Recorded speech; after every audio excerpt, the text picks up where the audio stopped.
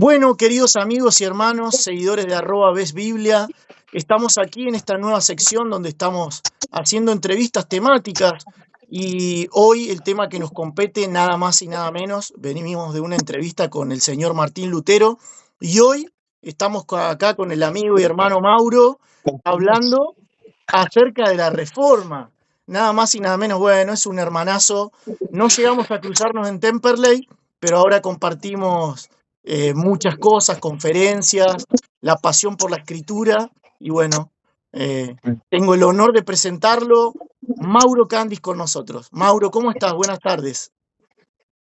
¿Cómo andas, ese? Todo bien, che. Acá andamos, luchando por la conexión.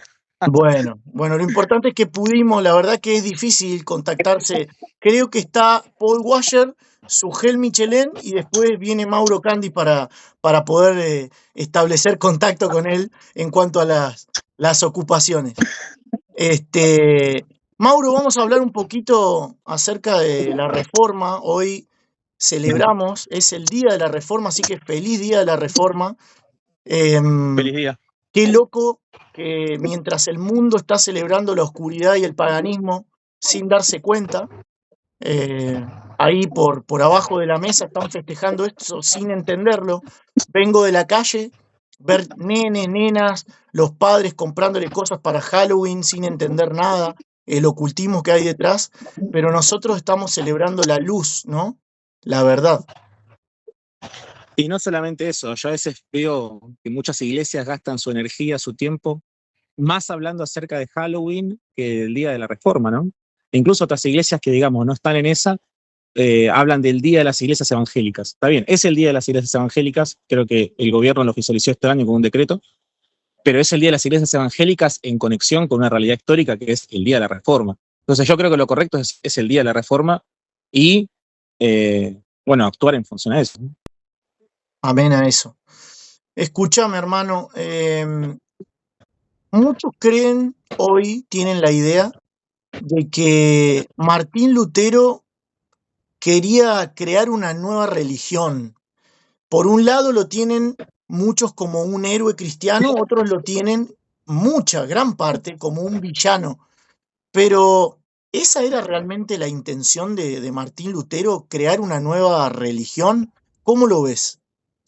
No, bueno, de hecho, creo que históricamente, o sea, bueno, tenemos que entender por qué, digamos, hoy celebramos el Día de la Reforma, ¿no? 31 de octubre de 1517, en lo que fue Wittenberg, el doctor Martín Lutero clava sus 95 tesis en la puerta de la catedral, ¿no? Que era la forma de iniciar como una discusión pública. Y justamente la motivación por la cual Lutero clava las 95 tesis es para defender el honor del Papa, porque justamente él entendía que William Tetzler, con la venta de indulgencias, estaba, digamos, deshonrándolo y actuando en contra justamente de lo que en sí la Iglesia Católica pretendía. Hasta que después, obviamente, Lutero descubrió que no, el Papa estaba detrás de eso, ¿no? Así que ya desde el vamos hay que entender que justamente Lutero no tuvo la intención de dividir o destruir, sino justamente de reformar. Y justamente no se puede decir que, digamos, por más que es convencional que el 31 de octubre celebramos la reforma por las 95 tesis, no es que cuando Lutero clavó las 95 tesis tenía una teología desarrollada que podríamos decir hoy que es una teología protestante. Todo ese proceso, esa evolución fue, digamos, gradual, por así decirlo. Así que no, o sea, es incorrecto cuando se lo quiere plantear a Lutero como un divisor o alguien que quiso, digamos, destruir, sino que siempre su intención fue justamente reformar la iglesia y volverla justamente a la vitalidad de lo que se entendía de la iglesia del siglo I. Entonces creo que eso es clave. Es más, siempre Lutero abrogó por una defensa de la reforma y una expansión de la reforma a través siempre de la palabra, de la enseñanza. Y esto uno lo puede ver también cuando Lutero criticaba y no se unió a las rebeliones lo que tiene que ver con lo que se llama reforma radical. Bueno, justamente Lutero no se adhirió a eso porque entendían de que los cambios tienen que empezar primero en el corazón antes de los cambios externos. Justamente la reforma radical eran iconoclastas, es decir, buscaban destruir las imágenes, buscaban acelerar la reforma, y Lutero entendía que acelerarlo, digamos, motivado por ese celo irracional que ellos tenían, justamente iba a ser contraproducente con los intentos que él tenía, ¿no? Y de avanzar la restauración de la iglesia, ¿no? De Claro, hecho, él no se une y se separa de esa gente, y después son condenados incluso los que se conocen después como los anabautistas, ¿no? claro, de ahí surgen. ¿Crees que la iglesia de hoy a veces repite el error este de poner tradiciones humanas por encima de la palabra? Creo que sí. Bueno, creo que se ve todo el tiempo eso, eh, con respecto a las tradiciones humanas. Es una tendencia más que de una denominación, es una tendencia del corazón humano de no querer sujetarse a la palabra de Dios. Pero sí, lo veo y mayormente creo que en todas las denominaciones se lucha con eso, ¿no? De a veces tener esa tensión que existe entre ser fiel a una tradición, una costumbre, o digamos, examinarla a la luz de la palabra de Dios. Pero sí, eso pasa y es algo que es una tendencia a lo largo de la historia de la iglesia, ¿no? Si pudiéramos darle un resumen al objetivo central de poner las 95 tesis en ese lugar específicamente, ¿cuál crees que sería, que era el objetivo central de eso? Bueno, cuando uno ve las 95 tesis, como yo te decía antes, tenía el objetivo justamente de salvaguardar, por así decirlo, la reputación, el honor del Papa, que se entendía, o incluso la reputación de la Iglesia, que se entendía que a través de lo que es la venta de indulgencias estaba siendo deshonrada por Tetzler, ¿no? Entonces, Martín Lutero, enojado con eso, clava las 95 tesis de una manera de provocar, por así decirlo, la discusión o el debate. Ese fue el objetivo, pero entendamos que Lutero no estuvo conforme después con la respuesta que él esperaba que el Papa iba a tener, y ahí empieza, por así decirlo, a acelerarse o a iniciarse ese proceso de reforma, por así decirlo, más específicamente en cuanto a lo doctrinal. Contémosle paréntesis, contémosle a la gente un poquito que esa puerta del castillo de Wittenberg Está hasta el día de hoy, funcionaba, ¿no? claro, funcionaba como una especie de tablón público para los temas universitarios. Por eso lo pone ahí, porque hay gente que todavía no. Como un board. Exactamente, exactamente. Es como un board que hay en las escuelas, ¿no? En las escuelas mayormente anglosajonas o, bueno, incluso en las cartelerías, por así decirlo. Claro, claro. ¿Pensás a modo personal que hoy también existen indulgencias modernas, por llamarla de alguna manera? Maneras en que la gente intenta Indulgencias modernas. comprar o ganar el favor de Dios. Bueno, yo creo que justamente el Evangelio de la Prosperidad encarna eso de forma perfecta. O sea, los predicadores de la prosperidad son los Guillermos Tetzler del día de hoy. Justamente creo que Miguel Núñez en su libro de las 95 tesis para la iglesia de hoy plantea eso, no se me recuerda. Y creo que justamente no se dice explícitamente que vas a sacar a tu familiar del purgatorio, vas a ganar la salvación, pero desde el momento en que se están prometiendo bendiciones de Dios a través de lo que tiene que ver con dinero, con pactar con dinero, claramente es un paso a volver a eso, un retroceso a eso, y a su vez es un pecado de simonía, que es algo gravísimo, ¿no?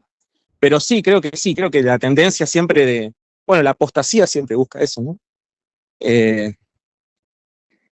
Dispensar, por así decirlo, favores sobre la base del beneficio propio, que es justamente lo que era la indulgencia, era una dispensa a favor de la persona que estaba en el purgatorio. Igual hay todo un contexto histórico que explica el tema de las indulgencias, o sea, también está vinculado con las necesidades económicas que tenía el papado también de reconstruir Roma. Si uno hace un análisis histórico, uno ve que antes de lo que fue la reforma protestante o de las 95 tesis, ya había cierta crisis en lo que tiene que ver con la autoridad y la figura del Papa. Vos te acordarás seguramente que en el siglo XIV, creo que fue, cuando estuvo el conflicto con los papas, que algunos papas trasladaron la sede papal a lo que fue Aviñón, en Francia, Sí. lo cual le granjeó la protección del rey de Francia por intereses económicos. O sea, el hecho de que el Papa esté ahí le da más fácil al rey de Francia hacer negocios. Bueno, eso generó el conflicto que terminó con un momento que llegó a haber hasta 3 papas. Y bueno, al principio hubo 2, después hubo 3, se excomulgaban entre ellos. Entonces, a partir de ahí quedó bastante, por así decirlo, descuidada Roma, después de más o menos 70 años de papas que no tenían su sede en lo que fue en Roma, Italia, ¿no? Y bueno, a partir de ahí empiezan, como que Roma, por así decirlo, se pone las pilas después cuando logran, digamos, recuperar la sede papal, por así decirlo, con todo el conflicto que tenían, que se definió creo que en el Concilio de Constanza, si mal no recuerdo. Y a partir de ahí, bueno, lo que tiene que ver con la jerarquía eclesiástica, bueno, ahí empiezan lo que fueron las grandes obras, como la Capilla Sixtina y los grandes pintores del Renacimiento se pusieron a trabajar para embellecer, por así decirlo, Roma, y las catedrales, etc. Entonces eso fue el motivo que explicó esa necesidad de dinero, la cual la venta de indulgencias venía justamente a suplir. Estábamos en eso. Redireccioname la pregunta, así seguimos ese, porque me perdí. Sí, sí, sí. No, no, está bien, iba apuntado a eso. Realmente vemos bastante Tetzel moderno hoy en día, ¿no? Y que causan horror, como le causó a Martín Lutero en su época lo que están haciendo, ¿no? Como él dijo, prefiero entrar al cielo con los pobres que con oro maldito. ¿Cuántos de nosotros hemos luchado y seguimos luchando contra la teología esta de la prosperidad, el falso evangelio? Y yo lo que te iba a preguntar para darle cierre a esta pregunta es, ¿de qué formas sutiles vos ves que se va metiendo poco a poco en la iglesia actual esto? ¿Cómo poco a poco la iglesia puede irse contaminando con esta ideología que es atractiva por el dinero, claramente? Tal cual. Bueno, como te decía, yo creo que uno puede ver esa analogía en el Evangelio de la Prosperidad. Ahí uno ve claramente los Tetzel modernos. Ahora, no hay una persona que diga, bueno, vas a ser salvo por pactar o dinero. O sea, no se llegó a ese punto, gracias a Dios, o por lo menos no he escuchado. Pero, o sea, uno ve que cuando se deja la palabra de Dios de lado, no hay límite para lo absurdo de la apostasía. O sea, uno lo puede ver eso en la época de Martín Lutero. Uno cuando analiza el contexto histórico de la Reforma y todo lo que tiene que ver con las reliquias, que justamente, nada, había reliquias para todo, o sea, había, qué sé yo, leche de los senos de María, astillas de la cruz de Cristo, y que estaban repartidas por todos lados, y la gente, todo eso ya iba generando un desprestigio, ¿no? Y llegaban al punto de cuestiones absurdas, y todo eso es consecuencia de que la palabra de Dios justamente no se predicaba la palabra de Dios, la palabra de Dios estaba velada para la mayoría de las personas, ya que se enseñaba en un idioma que no era el idioma del pueblo, la gente no entendía. Es más, algunos analizan que incluso los mismos sacerdotes tampoco entendían la misa, ya que tampoco entendían latín, y algunos optaban por memorizarla. Entonces, ¿viste una frase que dice el hocus pocus? Bueno, Sí. surge a veces, se cree que surge de los sacerdotes católicos que ni siquiera sabían el latín, y en vez de decir hoc corpus meum, que es el cuerpo mío, cuando querían hacer la misa, los tipos decían hocus pocus, y ahí quedó como una cuestión mágica, ¿viste? Claro. Pero sí uno ve esa analogía o esa comparación, como te decía, que cuando uno deja de lado la palabra de Dios, es decir, cuando no está la palabra de Dios, que yo planteando como el libro de los jueces, ¿no? Uno puede ver que no hay límite para la apostasía, para las cuestiones absurdas y los desvíos y los desvíos doctrinales todo el tiempo, ¿no? Creo que eso sí uno puede ver una analogía con la época antes de la Reforma, ¿no?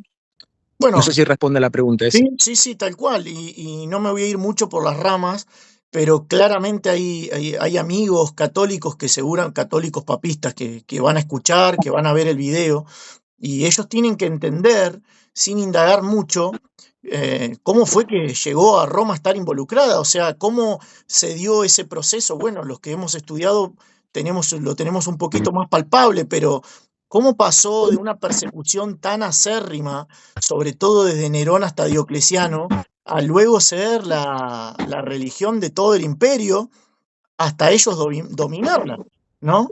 Realmente era imposible que ellos no le dieran su tinte pagano y su forma de sacar su ganancia, su beneficio de eso. Tal cual.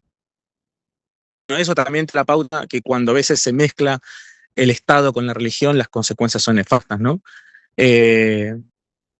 Justamente lo que vos hablás, el césaropapismo, o cómo pasa la iglesia de ser perseguida, puede ser una iglesia, entre comillas, iglesia perseguidora de las disidencias, ¿no?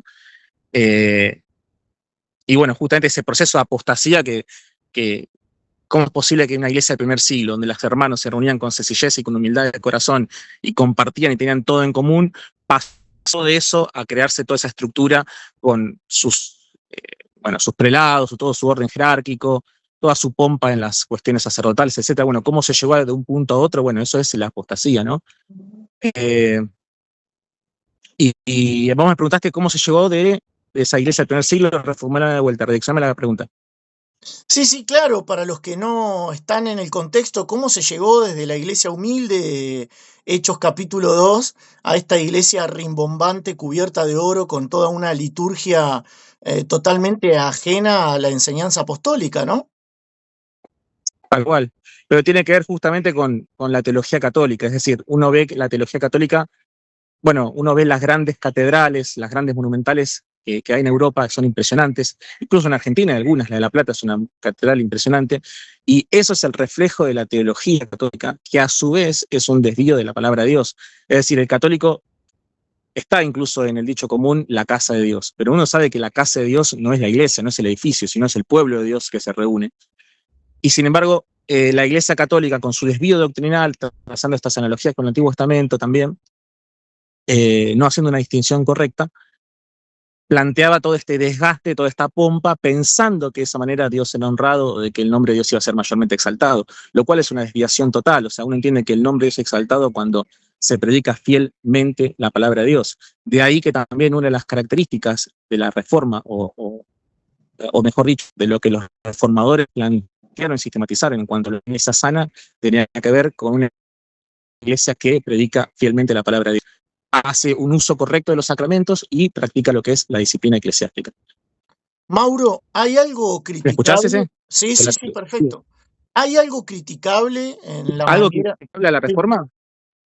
Sí, escúchame. ¿Hay algo criticable en la manera en que se desarrolló el proceso de la reforma, según tu parecer? Mirá, creo que, o sea, yo creo que la persona de Martín Lutero obviamente fue un héroe de la fe, fue un hombre usado por Dios, que fue de gran bendición, pero sin embargo uno también a veces tiene que entender que Lutero era un pecador con sus debilidades, con sus falencias como todos los hombres, y creo que una de las cosas que frenaron o fueron detrimento de la reforma tiene que ver con la falta de consenso de acuerdo en que hubo entre Lutero y Zwingli, a mi opinión. Eh, Eso fue, creo que concilio, no fue un concilio, fue en Marburgo, que se llama la ciudad, donde los príncipes, no me acuerdo qué príncipe era, no sé si era el Hesse de Landgrave, había citado tanto a Lutero como a Zwingli para intentar unificar esos, y estaban de acuerdo en casi todos los puntos. Creo que estaban de acuerdo en 14 puntos, pero el único punto en el cual no se pusieron de acuerdo fue en la interpretación de la Santa Cena.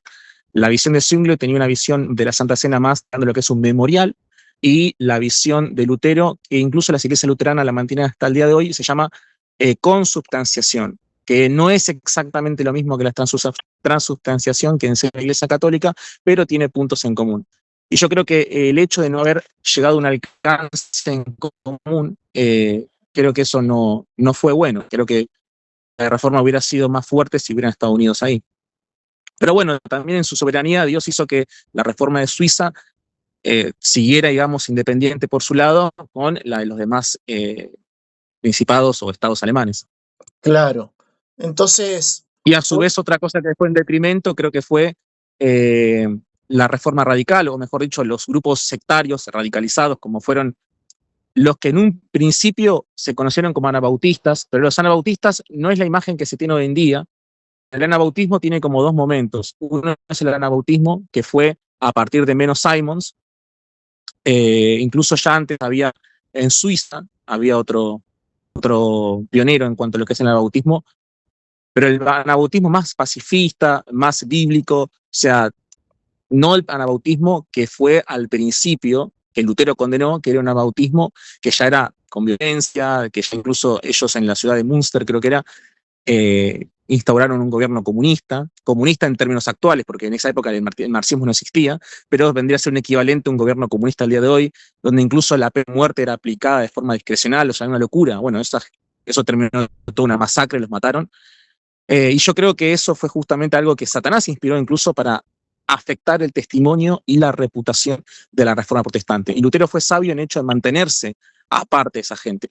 El tema fue que esos anabautistas generaron mucho daño, o generaron daño a la Reforma y la reputación, Pero después vinieron otro grupo de anabautistas que querían diferenciarse, que querían ser más bíblicos y que eran más bíblicos, pero lamentablemente les costó mucho liberarse de ese prejuicio y de ese nombre que se habían granjeado lamentablemente los grupos anteriores más radicalizados. Entonces yo creo que esos dos factores, la falta de consenso con Zwinglio en cuanto a la Cena del Señor, creo que por un temor infundado de Lutero. O sea, hay historiadores que plantean que Lutero no quiso aceptar la postura o fue tan radical o tan, sí, insistente, por así decirlo, en no, digamos, llegar a un acuerdo con Zwinglio, porque él entendía que se podía afectar el Evangelio de esa forma, Claro, a través de una interpretación, digamos, distinta que la que él tenía de la Santa Cena.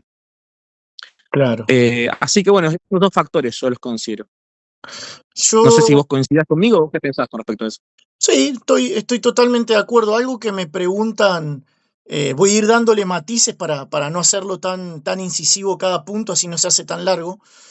Una pregunta que me hacen a menudo y que muchos de los oyentes se deben hacer, seguramente cuando vean la entrevista, es ¿por qué fue de tanto impacto? ¿Me recibís bien, Mauro? ¿Te recibo bien, sí, sí? Ah, bien.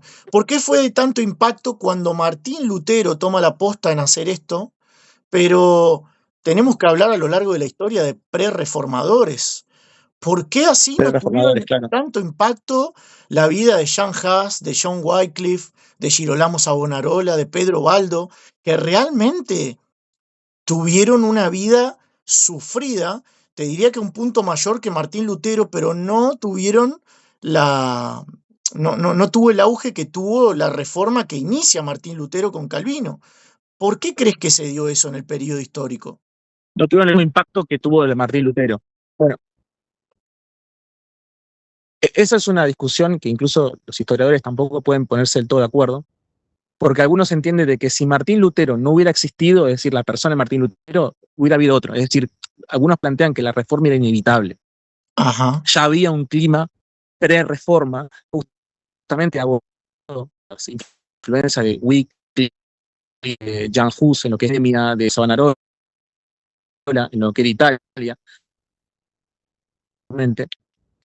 que digamos fue, creo que los logros eran con William Tyndale, ¿no? sí, O con Wycliffe, no me acuerdo. Eh, o sea, ya había un ambiente de muchas críticas y de muchos cuestionamientos que incluso habían surgido en otras épocas anteriores hacia la institución católica en la manera en que se estaba llevando a cabo, en la manera en que estaban llevando, digamos, manejando la iglesia y también a la figura del Papa. Entonces, todos esos pre-reformadores, incluso Wycliffe logró traducir la Biblia al inglés del pueblo, todos esos pre-reformadores hicieron un trabajo que fue, digamos, como distintos ríos que confluyen en el océano, y ese océano fue la reforma. Es decir, como que todas esas personas que mencionaste juntaron la leña y Martín Lutero echó nafta al fuego y ahí no se paró más. me gustó eso, me gustó de que juntaron la leña, realmente prepararon el terreno, podríamos Juntaron la decir, leña y el fuego encendió. pero la reforma era inevitable. Y gracias a Dios por eso. Era Mauro, inevitable. Es decir, y esos pre-reformadores sellaron su testimonio con fuego, amén. con sangre, mejor dicho, con fuego y Sí, sangre, porque Girolamo Savonarola fue quemado en la plaza de Florencia. De hecho, hay una, hay una especie de alcantarilla que dice que fue quemado Savonarola, ¿viste? sí, sí, Es sí, como una sí. tapa en la plaza de Florencia que te indica ahí, ¿no? O sea, nada de que, digamos, que lo exalta, al contrario, es un personaje incluso cuestionado hasta el día de hoy, ¿no? Y si se enteran de en qué hacía énfasis con su prédica, los progresistas lo odiarían más todavía, pero eso es un Sí, tema aparte. sí, sí. Eh, pero bueno, como te decía, toda esa gente, digamos, selló su testimonio y fue conduciendo a lo que fue la reforma, ¿no? Mauro, para Y ir después también, qué cerrando, sé yo, los valdenses en Italia, sí, hay un montón de grupos. sí, sí, sí, sí. Hay un grupo Pero estos extenso. grupos, todos estos cuestionamientos, o sea, es interesante lo que vos decís, porque todos esos cuestionamientos que hacían los pre-reformadores ya evidenciaban una decadencia en lo que tiene que ver con la imagen que la Iglesia Católica estaba impregnando incluso en la sociedad, ¿me explico? Es decir, no todas las personas, por ejemplo, compartían o creían que las reliquias eran tales. Mucha gente hacía burlas de eso, porque llega un punto de que era absurdo. Qué sé yo, había una que acercó, que era un curro, por así decirlo. Claro. Sí, sí. Mauro, ¿me recibís? Se te ve Sí, medio bien. Para ir cerrando, te escucho, te escucho. No es buena. quisiera saber, según tu punto de vista, ¿cómo podemos hoy equilibrar la verdad de la Reforma con el amor al defender la fe de hoy, ¿no? ¿Cómo llevar una vida equilibrada teniendo en cuenta esto? Si bien obviamente no es una frase de Martín Lutero, no sé si vos adherís o tenés una postura diferente, pero que es necesario esto de Iglesia reformata sempre reformanda, ¿no? Que es necesario siempre estar velando en la escritura para transformar aquello de lo cual nos vamos desviando en la vida cristiana diaria, que pasa en muchas iglesias, y vos y yo lo sabemos, somos muy acérrimos en buscar los errores para corregirlos por amor a la palabra y por amor al Señor cuando se están Sí. desviando. ¿Qué visión tenés de eso? ¿Cómo nosotros podemos equilibrar hoy la verdad con el amor al defender la fe? Creo que uno tiene que entender que hay una tendencia natural en el ser humano y en las denominaciones que si empiezan a apartarse naturalmente de la palabra, naturalmente eso no es neutro. Es decir, o vos estás creciendo en la fe o vos estás retrocediendo en la fe.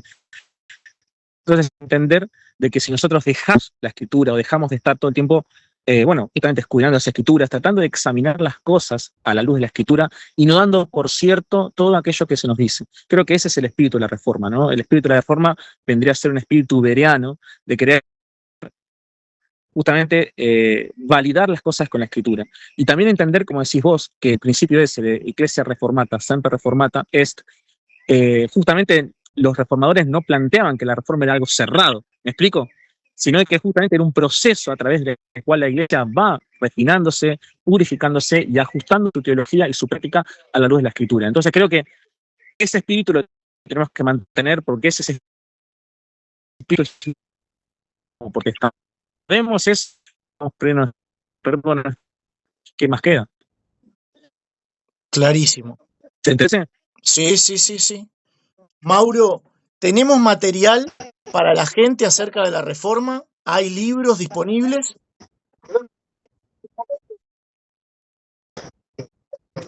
Hay muchos libros disponibles.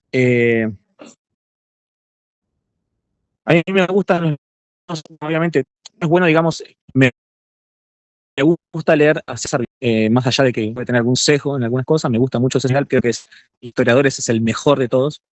Y después, libros hay un montón. Libros clásicos, hay uno de George Fisher, un protestante, que es uno de los libros, por así decirlo, ha superado la prueba del tiempo, entonces uno puede dar fe que son libros muy buenos. Y después español, libros buenos, pero bueno, en inglés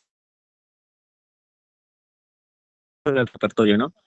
A mí muy buen libro para entender el agregado de la reforma Vidal. La primera parte, es decir, la segunda ya va tratando de, después las consecuencias de la reforma. Y me gusta mucho el de Michael Reeves, La llama indestructible de la reforma. Creo que ese es uno de los más atrapantes y más dinámicos que hay. Y a su vez es sencillo y profundo a la vez. O sea, no tienen la rigurosidad de un texto académico, pero es bastante exhaustivo en cuanto a algunos datos y la manera de escribir de Michael Reeves me gusta bastante, ya que lo hace atrás, lo narra como una novela, por así decirlo. Así que creo que esos dos libros, a mi parecer, esos tres libros me han influenciado y han sido muy buenos, ¿no? Obviamente tienen matices diferentes cada uno, ya que son también algunos de distinta época. El libro de George Fisher, si mal no recuerdo, creo que es del siglo XIX, y el resto de libros contemporáneos. Pero tenés un montón, qué sé yo, en español tenés el de Justo González, también Historia del Cristianismo, que es un buen libro, y bueno, hay varios. Buenísimo. Lo que tiene Bueno, Justo González, que al ser también un autor latino, también habla de la reforma en lo que fue en los países, en lo que fue la península ibérica, y le da un enfoque que quizás otros autores no se lo dan, y está bastante bueno. Hay un libro, de hecho, de él que se llama Historia de la Reforma, y se enfoca justamente en el proceso que se dio lugar en la península ibérica, ¿no? interesante, muy, muy bueno. Bueno, para todos los que vean este video a posterior, Mauro es el dueño de la librería Mundo Cristiano, así que acá abajo en los comentarios vamos a dejar todos los datos de él para que puedan conocer y hacerse de buena literatura.